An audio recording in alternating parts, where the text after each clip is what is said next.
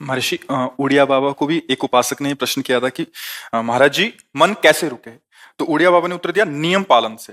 यदि हम नियम पर दृढ़ रहें तो मन हमारा क्या कर सकता है। नियम तो परमात्मा देखता है, हम लोग नियम पर दृढ़ नहीं रहते, इसी से हमारे देश की दुर्दशा है। संध्या वंदन तक का नियम जाता रहा है, भजन करने के लिए नियम की बड़ी आवश्यकता। हाँ, बड़े नियम की आवश्यकता है। तो जैसे प्रातः काल से सायंकाल तक की हर व्यक्ति की अपनी एक दिनचर्या होनी चाहिए। ऐसा नहीं कि आज हम 4 बजे उठे, कल 7 बजे उठे, पर फिर मन को आप कंट्रोल नहीं कर पाएंगे।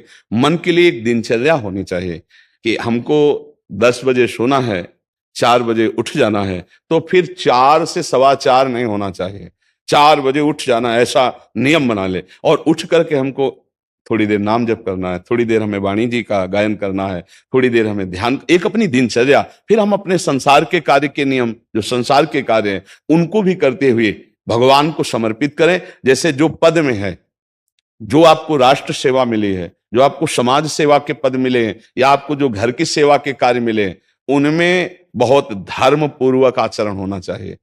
अगर आप अधर्म आचरण करते हैं, अपने पद का दुरुपयोग करते हैं, तो आप सुबह जग करके थोड़ा माला चला लीजिए, फिर भी आपका कल्याण नहीं होगा, क्योंकि आप अपने पद का, अपने सेवा का दुरुपयोग कर रहे हैं। जैसे हम जानते हैं कि अधर्माचरण है, ये अधर्मी है, हमें पता है दोषी है, और वो हमको कुछ धन दे देता है, और हम उसको मुक्त करवाने की बात सोचते हैं, और जो निर्दोष है उसको फंसा देते हैं। अब तुम चाहे जितना माला चलाने की कोशिश करो या दान पुण्य करो, वो तुम्हारा अधर्म आचरण, वो अधर्म का धन तुम्हें सतमार्ग में नहीं जाने देगा।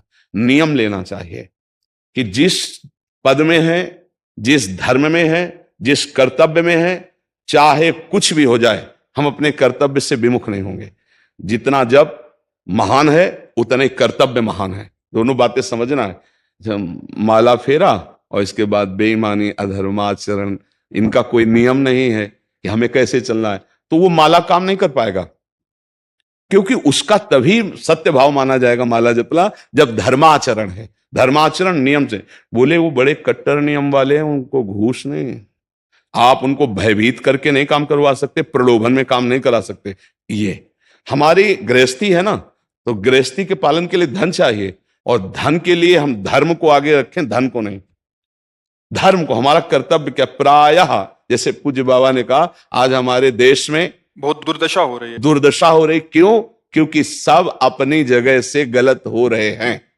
अगर अपनी जगह हम ठीक रहे तो हमारी दुर्दशा नहीं होगी। हमारा भजन कम होगा, लेकिन हम धर्म से चल रहे हैं तो हम विजयी होंगे। हम भगवान को प्रसन्न कर सकते हैं, क्योंकि हमें जो कार्य मिला है वो भगवान का ही कार्य, सृष्टि भगवान का कार्य। जैसे नए बच्चे कुछ वकालत पढ़ रहे थे, तो यहाँ के प्रश्न किया था कि हम जानते हैं कि वो दोषी नहीं है, हम जानते हैं कि वो दोषी है, पर दोषी हमें पैसा दे रहा है, तो हम वकालत पढ़ी इसीलिए, हम उसको जिताएंगे, तो ये क्या कोई पाप है? तो उनका खुला पाप है। बोले नहीं, हमारी कोई ऐसा कंपनी दो, ऐसा कुछ बोले कि हमारी कंपनी को ये सिखाया जाता है, तो हमको तो ये करना ही होगा, अगर नहीं करेंगे तो हमारी वकालत का मतलब क्या रहा? तो नहीं, वकालत का मतलब अधर्मी को मुक्त करवाना नहीं है।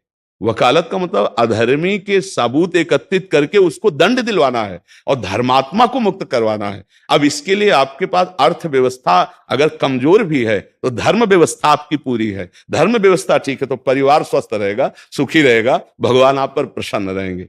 अच्छा, फिर हमने तर्क रखा कि जैसे आपकी बहन के साथ कोई गलत व्यवहार करे, आपको पता है, और वो आपको 10 लाख रुपया घूस दे, तो क्या आप उसका पक्ष लेंगे? नहीं। तो फिर दूसरी बहन के साथ किया है।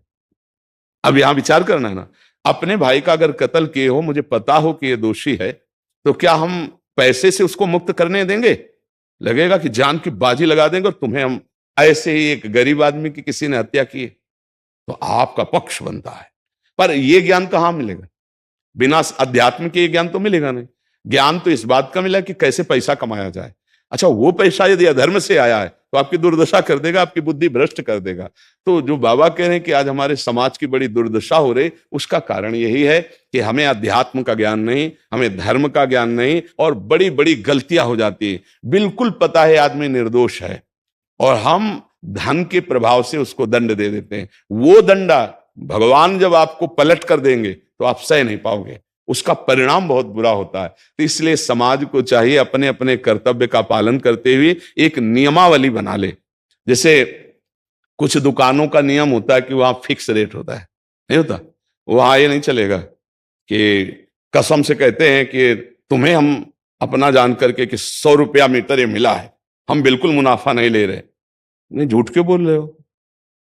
दुकान खोले मुनाफा के लिए, झूठ क्यों बोल रहे हो? नहीं लेंगे मुनाफा, हम जितने का लाए हैं उससे मुनाफा लेंगे, पर 120 रुपया मीटर देंगे, कपड़ा बढ़िया है, नाप फिट है, इससे नीचे नहीं उतरेंगे, हमें सफाई देने की जरूरत नहीं है कि हम कसम खाते हैं या ऐसा।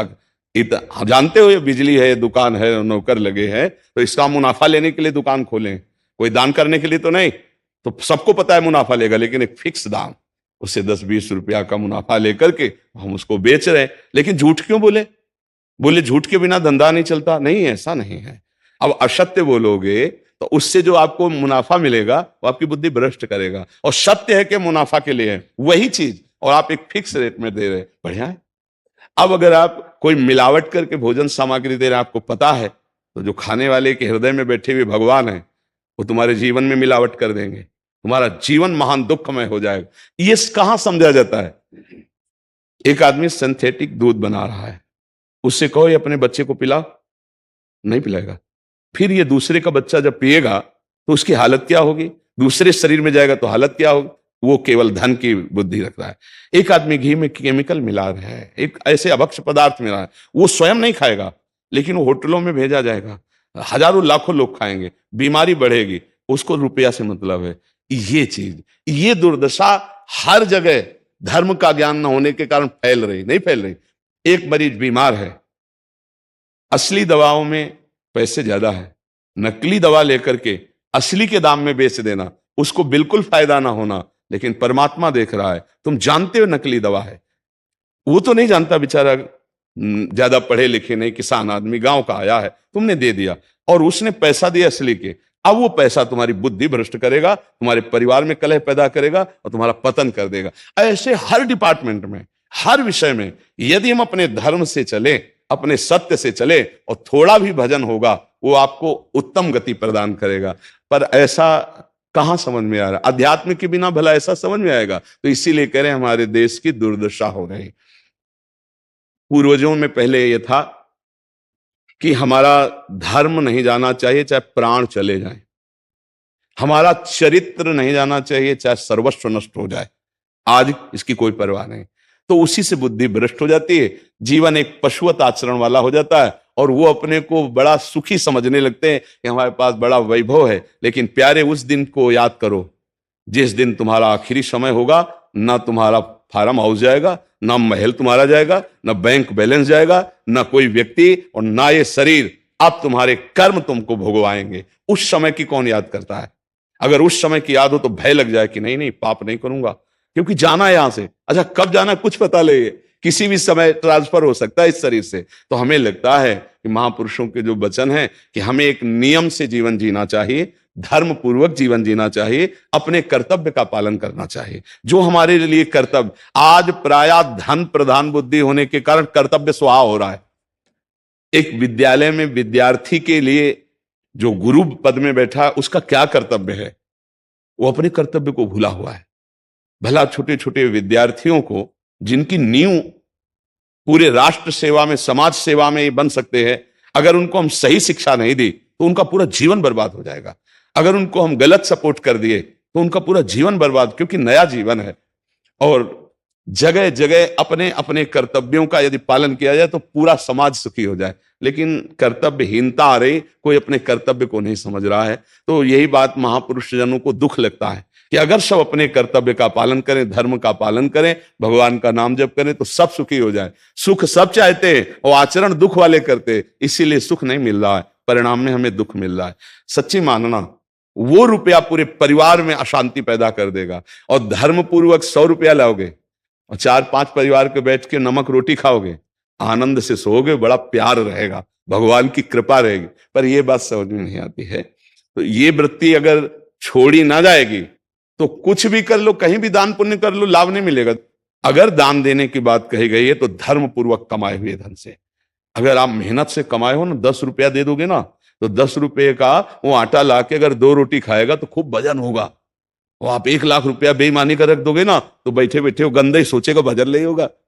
उसका गंदा सोचना और आपका गंदा करना दोनों मिल करके, उसके कारण भी तो आप बने ना, तो आपका ही पतन हो जाएगा। उसको तो भगवान बचा लेंगे क्योंकि भगवान की शरण में है। तो मुझे लगता है अधर्म के धन से कभी किसी को लाभ नहीं मिलता। तो अपने कर्तव्य का पालन करते हुए यदि नाम जप किया जाए तो बहुत जल्दी हमको लाभ प्राप्त हो जाए।